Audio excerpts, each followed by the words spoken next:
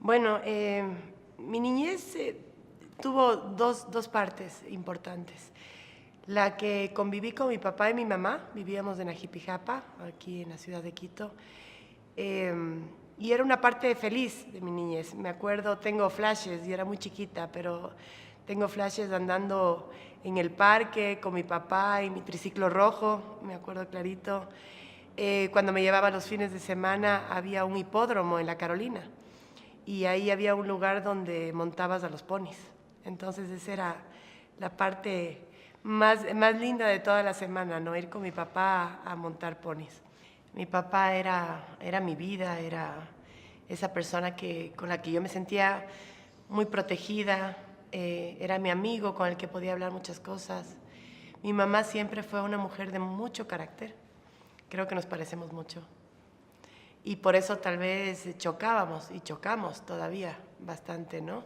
El tratar de siempre tener la razón, digamos de alguna manera.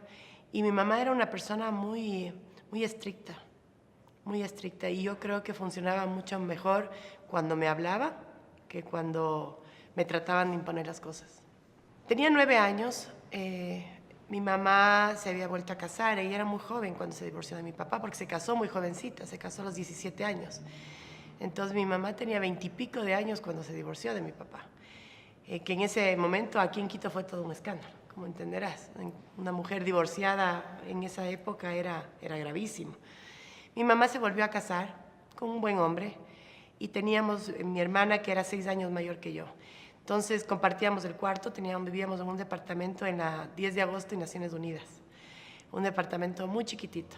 Entonces compartíamos mi hermana y yo el cuarto y yo tenía 9 años, ella tenía 15, entonces ella tenía su primer enamorado, estaba viviendo otra etapa en su vida y yo todavía estaba con las muñecas, con la travesura y demás, ¿no? Entonces no nos llevábamos tan bien en ese momento. Yo no me llevaba bien ni con mi mamá, ni con su esposo, ni con mi hermana.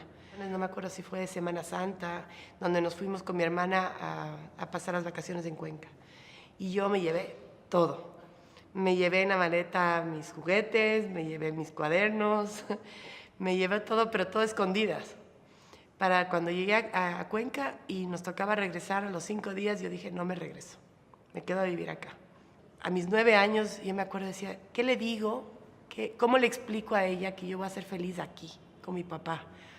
Sin hacerle daño, pero que entienda. Entonces en una conversación por teléfono le dije, a ver, ma, ¿tú quieres que yo sea feliz? Y me dijo, claro. Entonces le dije, déjame vivir con mi papá. Vinimos a Quito para una fiesta de una prima mía y esa noche yo me fui a dormir en la casa de mi prima y le dije a mi papá, bueno, me voy y nos vemos mañana.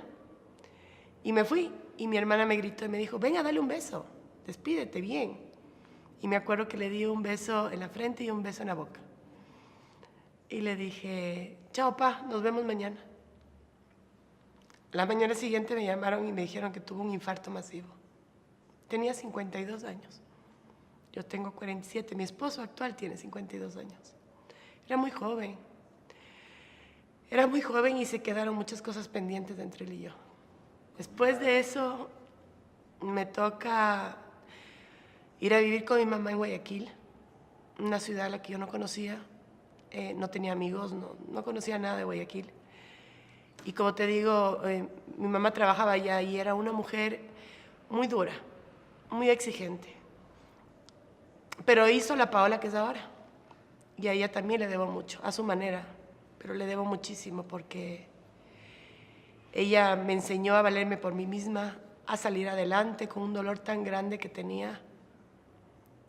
Yo era muy niña a los 17 años. Era muy niña, era muy ingenua. Y, por ejemplo, yo todos los días lanzaba globos. ¿Qué te puedo decir? Con cartas a mi papá. No me recuperé de la muerte de mi papá, sino hasta hace pocos años. Estábamos solos y yo tenía un trabajo que no me daba como para vivir la vida que mi hijo se merecía o la vida que yo le quería dar, ¿sí? Entonces, tuve que trabajar de muchas cosas en la época que yo estuve divorciada, que eran 3 años.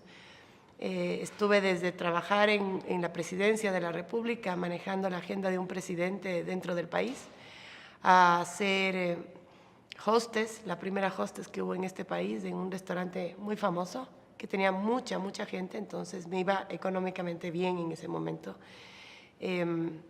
Tuve que trabajar de todo, mira, todo trabajo extra que iba llegando, yo lo hacía. Eso no nos dejó compartir muchas cosas con mi hijo. Él pasaba mucho tanto con su abuela paterna como con mi mamá, que me ayudaban a cuidarle mientras yo trabajaba. Entonces, me perdí muchas cosas de mi hijo. No soy la Paola que mucha gente cree que ha tenido la vida fácil. Ni económicamente, ni sentimentalmente. Mi vida ha sido difícil, complicada. Yo perdí una hija cuando tenía 6 meses de embarazo. Alejandra es mi 5ª hija. Y eso fue también algo que marcó muchísimo mi vida. Así que entiendo la posición de muchas mujeres en el tema cuando son agredidas, porque fui agredida. En una ocasión estuve a punto de ser violada. Fui maltratada psicológicamente también. Mi papá me dejó varias cosas en esta vida, sobre todo valores. La gente que le conoció sabe que era un hombre íntegro, un hombre que siempre buscaba justicia. Y eso es lo que él me dejó. Eso es la mejor herencia que me pudo dejar. Y me considero igual, una persona que siempre está luchando por la justicia, que soy muy empática ante los problemas de la gente. Y eso es lo que me motiva a entrar a la política. Porque si entendemos lo que es la política es servir. Los políticos son necesarios, los buenos políticos. Y si no lo hago yo, lo va a hacer otra persona. Y seguramente no lo va a hacer como yo quisiera que se haga. El partido que yo encuentro es un partido liderado por Jaime Nebot, una persona muy sensible, una persona que ha ayudado muchísimo a la gente en Guayaquil, que me encantaba conversar con él porque veía que coincidíamos en muchísimos aspectos, que primero estaba la parte social y que era lo más importante, y que ahí estaba la labor de un político, que era servir. Como todos los viernes y lunes yo recibía y estaba con la gente y salía a los barrios y conversaba con ellos, porque fue así. De ahí nacieron el tema de los trabajadores petroleros y mineros. De ahí nació el tema de quitar el sueldo vitalicio a expresidentes y exvicepresidentes envueltos en casos de corrupción. De ahí nació el tema de recuperar activos con una reforma al COIP para el tema del comiso. De ahí nació mi fuerza para fiscalizar y enfrentarnos a una mafia que está en el país. Y digo está porque sigue estando. Una mafia que para mí fueron los correístas y ese socialismo del siglo XXI que ha destruido Venezuela, que ha destruido a Cuba, que quiso destruir el país y que casi lo logra. Yo quiero una ciudad, yo le veo a Quito de aquí en adelante como una ciudad de 24 horas. Eso es lo que quiero que vivan los jóvenes, que vivamos nosotros, los adultos. Una ciudad abierta, las 24 horas, donde para combatir la seguridad seamos los mismos quiteños los que la combatamos, junto con la Alcaldía de Quito, junto con el Ministerio del Interior, con la Policía Nacional, coordinadamente. Necesitamos que la ciudad esté abierta. Está comprobado que esas ciudades que trabajan las 24 horas, obviamente el transporte público trabaja 24 horas. La Policía Nacional tiene que estar en su máximo nivel de trabajo las 24 horas.